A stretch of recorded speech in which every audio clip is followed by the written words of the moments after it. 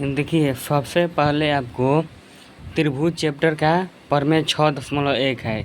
यहाँ पर लिखा है यदि किसी त्रिभुज ए बी सी की एक भुजा के समानांतर अन्य दो भुजाओं को भिन्न भिन्न बिंदुओं पर प्रतिच्छेद करने के लिए एक रेखा खींची जाए तो यह अन्य दो भुजाएं के ही अनुपात में विभाजित हो जाती है।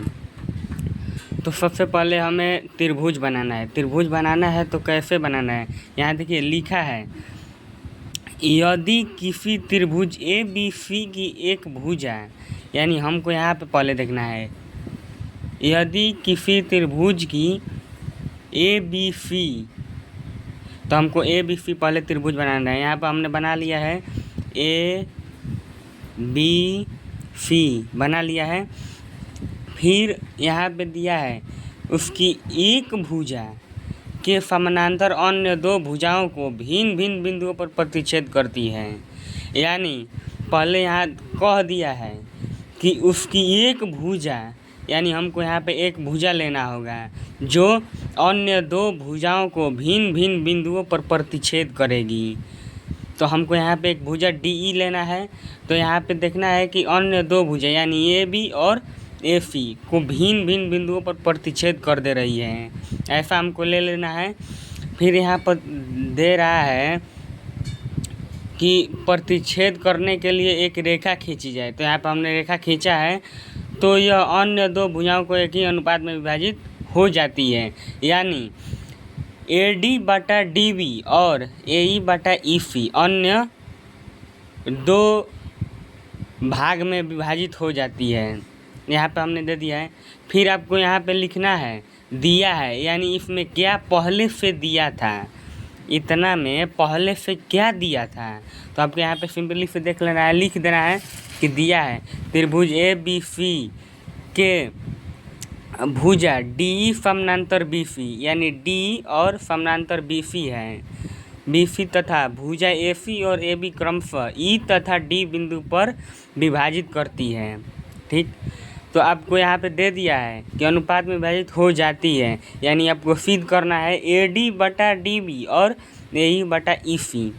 तो पहले यहाँ पे रचना हम जो लिए हैं, ये रचना लिए हैं हम लोग, पहले से तो था नहीं तो रचना हम लिए हैं। तो यहाँ पे लिख देना है कि डी क्यू लंब ए बी, डी क्यू लंब ए ई, डी क्यू लंब ए ई तथा ई पी लंब ए डी, ई पी लंब ए डी।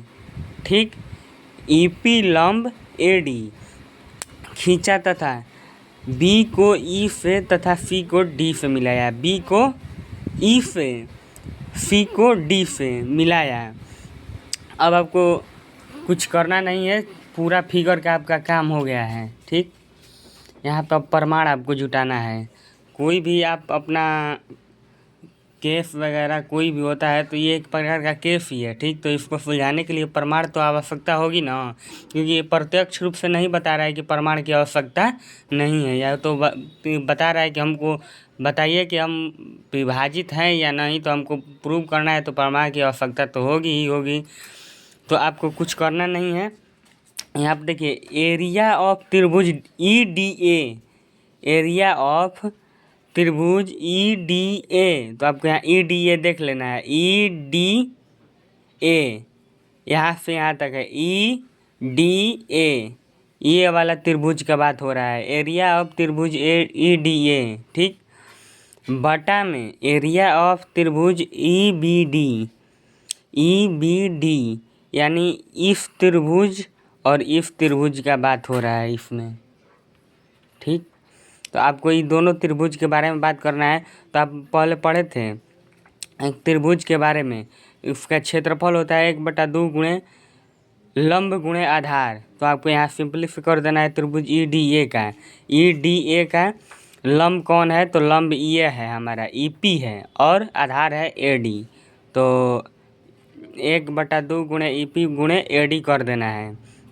फिर यहाँ पे देखना है कि त्रिभुज ई बी डी का, ई बी डी का, तो ई बी डी का 1/2 गुणे इसका भी देखिए यहाँ पे इसका लंब यहीं है, ईपी है, तो यहाँ ईपी लिख देना है गुणा बीडी, यानी इसका आधार, इस त्रिभुज का केवल आधार। देखिए यहाँ से यहाँ तक और यहाँ तक इसका आधार तो यही ना होगा जी, और ये कर्ण है तो इसका आधार मान लेंगे हम लोग। आधार यहाँ पे हम लोग लिख दिए BD। तो अब आप यहाँ पर देखना है आपको कि 1/2 और 1/2 बराबर है, इसको काट देंगे। EP और EP बराबर है, काट देंगे इसको। AD/BD बचा, तो यहाँ पे सिंपली वहीं उतार देना है, जस का तस उतार देना है। देखिए एरिया ऑफ त्रिभुज EDA, एरिया ऑफ त्रिभुज EBD बराबर AD/BD, समीकरण 1। ठीक, समीकरण 1 कर देना है। और आप यहाँ पे आ रहे हैं, देखिए त्रिभुज EDA बटा त्रिभुज EDC, यहाँ सिंपली सबको देख लेना है। EDA इसका ही अभी बात हो रहा है और इस त्रिभुज का बात हो रहा है। ठीक, तो यहाँ पे तो जो यहाँ था वहीं होगा वहाँ पे, और यहाँ पे देखिए इसका अलग होगा, इसका होगा ये वाला लंब और ये वाला आधार होगा। तो हमने यहाँ पे दे दिया है, देखिए 1/2 गुणे DQ गुणे AE बटा 1/2 गुणे DQ गुणे AC। तो यहाँ 1/2 1/2 कट जाएगा और DQ कट जाएगा। तो यहाँ पे लिख देना है एरिया ऑफ त्रिभुज EDA बटा में एरिया ऑफ त्रिभुज EPC बराबर AE/AC, समीकरण 2। अब देखिए यहाँ 10 क्लास का त्रिभुज चैप्टर का पर में 6.1 का एक थ्योरी है। यदि किसी दो त्रिभुज का आधार, यदि किसी दो त्रिभुज का आधार एक ही हो, यदि किसी दो त्रिभुज का आधार एक ही हो तथा दो समांतर रेखा के बीच स्थित हो, तो आपको यहाँ देख लीजिए दो त्रिभुज एक ही हो, यानी एक त्रिभुज तो ये था और ये था, इसका भी यही था, इसके साथ जोड़ा और इसका भी जोड़ा यही था, तो दो त्रिभुज एक ही हो गया। और समांतर रेखा के बीच दोनों स्थित है, यह भी और यह भी दोनों स्थित है।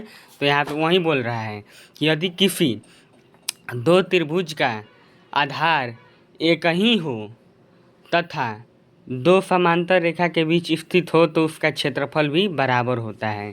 तो हमने यहाँ पे देखिए लिख दिया है, इसलिए एरिया ऑफ त्रिभुज EBD बराबर एरिया ऑफ त्रिभुज EDC, समीकरण 1 और 2 से एरिया ऑफ त्रिभुज EDA और बटा में एरिया ऑफ त्रिभुज EBD बराबर एरिया ऑफ, मतलब यानी हाई वाला ई वाला और इधर वाला, देखिए इधर वाला बराबर हो जाएगा, बराबर है, बराबर हो जाएगा। ठीक, यहाँ पे बोल रहा है इस थ्योरी के अनुसार बराबर होगा, और जब यह बराबर होगा तो यह भी बराबर हो जाएगा। ये वाला प्रूव हो गया हमारा AD/BD। देखिए AD/BD AE/AC, AD/BD AE/EC हो गया हमारे यहाँ पे प्रूव हो जाएगा। यह था 10 क्लास का त्रिभुज चैप्टर का प्रमेय 6.1, और आगे की प्रमेय के लिए वीडियो हम डालेंगे तो इसके लिए एक लाइक सब्सक्राइब बनता ही है।